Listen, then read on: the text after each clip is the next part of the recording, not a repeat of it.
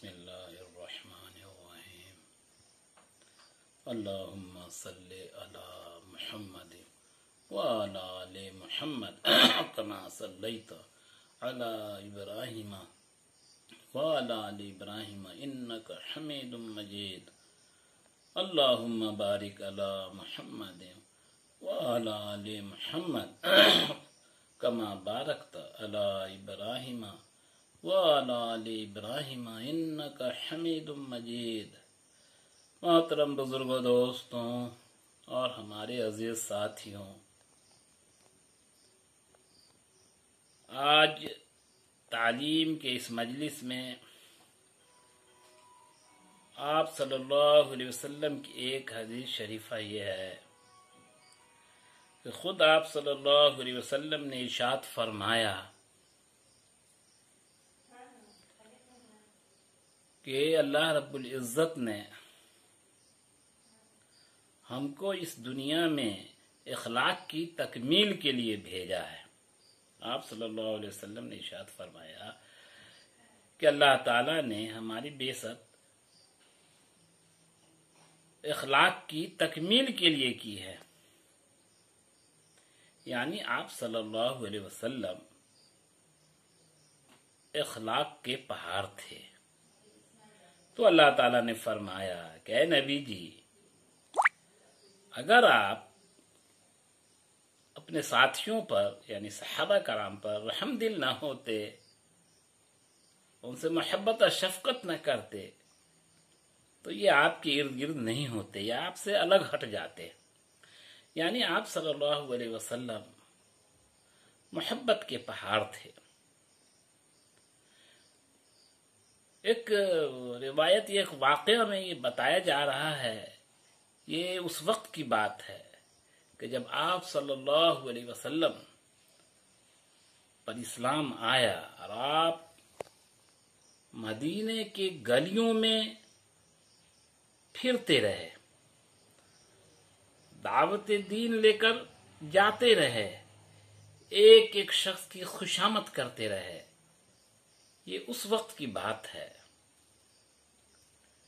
کہ آپ نے یہ دیکھا کہ ایک بوڑھی عورت سامان کی گٹھری لے کر بہت پریشان ہے اور وہ قلی کو کھوج رہی ہے۔ آپ صلی اللہ علیہ وسلم پر نظر پڑتے ہی اس ضعیفہ نے کہا کہ اے نوجوان، تم ہماری اس گٹھری کو مدینے سے باہر پہنچا دو، ہم تم کو اس کی مزدوری دیں گے۔ آپ صلی اللہ علیہ وسلم اس ضعیفہ کے پاس گئے اور اس کی گٹھری کو اٹھا لیا اور گٹھری لے کر مقام مقصودہ تک اس بوڑھی کو اور اس گٹھری کو پہنچایا۔ پھر وہاں سے وہ آپ صلی اللہ علیہ وسلم واپس ہونے لگے۔ اس ضعیفہ نے کہا اے نوجوان، تو کتنا اچھا ہے، تو بنا مزدوری لیے ہوئے کیوں واپس جا رہا ہے؟ تو آپ صلی اللہ علیہ وسلم نے کہا، مفہوم یہ ہے کہ آپ صلی اللہ علیہ وسلم نے کہا کہ آپ ہماری والدہ کی طرح، نانی کی طرح، دادی کی طرح ہیں اور آپ ضرورت مند تھیں، ہم موجود تھے۔ ایک انسان کا یہ فرض ہے کہ وہ انسان کی مدد کرے، اس پر سے آپ ضرورت مند تھیں اور ضعیفہ ہیں، پھر یہ بات مجھے گوارا نہیں دیتا کہ اللہ نے مجھے یہ صحت دی اور صحت کے ساتھ میں نے اس کام کو کیا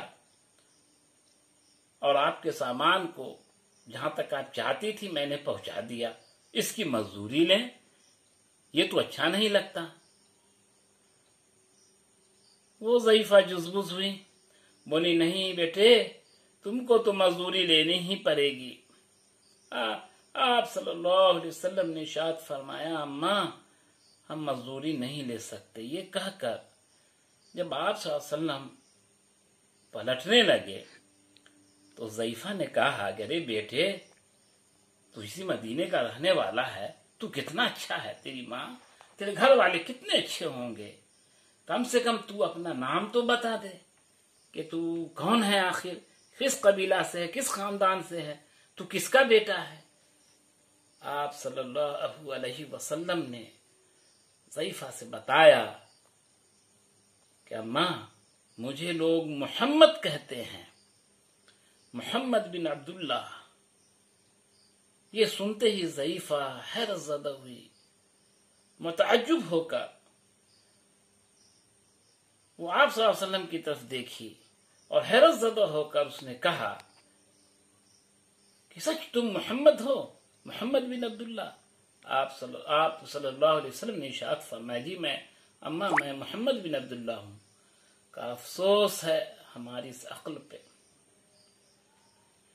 کہ میں مدینہ اس لیے چھوڑ رہی تھی، یہ لوگ کہہ رہے تھے کہ مدینے میں ایک نوجوان ایسا آیا ہے جو بہت بڑا جادوگر ہے، وہ رشتے کو توڑوا دیتا ہے، وہ شوہر کو بیوی سے الگ کروا دیتا ہے، بیوی کو شوہر سے الگ کرواتا ہے، ماں باپ سے بچوں کو علیحدہ کروا دیتا ہے، اور بچوں کو ماں باپ سے علیحدہ کرا دیتا ہے۔ جو اس کے چنگل میں آیا، جو اس کے اسیر کا بے گرفتار ہوا، اس کا جادو اس پر چڑھ جاتا ہے۔ لہذا میں چاہتی ہوں کہ اس سے پہلے کہ میں بھی متاثر ہو جاؤں اس کے جادو سے، میں مدینہ ہی چھوڑ کر جا رہی ہوں، لہذا میں ابھی مدینہ چھوڑ کر جا رہی تھی۔ اے نوجوان، اے محمد صلی اللہ علیہ وسلم، اے عبداللہ کے بیٹے محمد صلی اللہ علیہ وسلم، تم کتنے اچھے ہو۔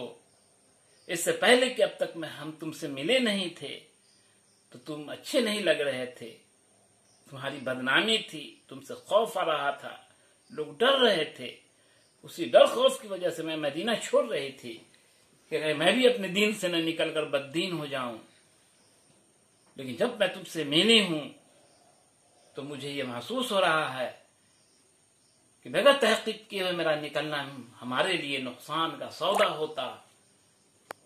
اے نوجوان، جب ہم تم سے نہیں ملے ہوئے تھے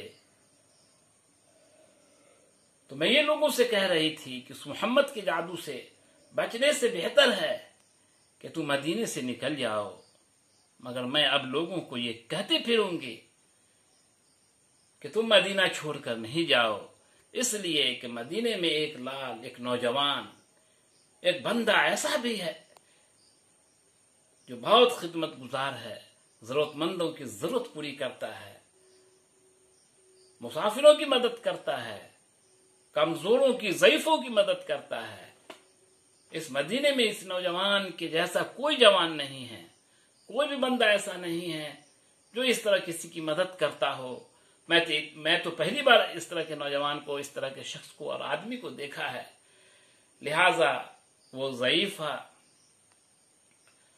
آپ صلی اللہ علیہ وسلم سے کہنے لگی کہ جہاں سے میری گٹھری اٹھا کر لائے ہو، اے بیٹے، ہمیں وہاں اپنی گٹھری پھر پہنچا دو۔ جب آپ صلی اللہ علیہ وسلم وہ گٹھری لے کر مدینہ کی اس جگہ پر، اس گلی میں لوٹے جہاں سے اس ضعیفہ کو لے کر چلے تھے، تو اس ضعیفہ نے کہا کہ بیٹے، جس خوف سے میں مدینہ چھوڑ رہی تھی، اسی وجہ سے میں آج تجھ سے کہہ رہی ہوں کہ تو مجھے بھی اپنے کلمے میں داخل کر لے اور مجھے بھی مسلمان بنا۔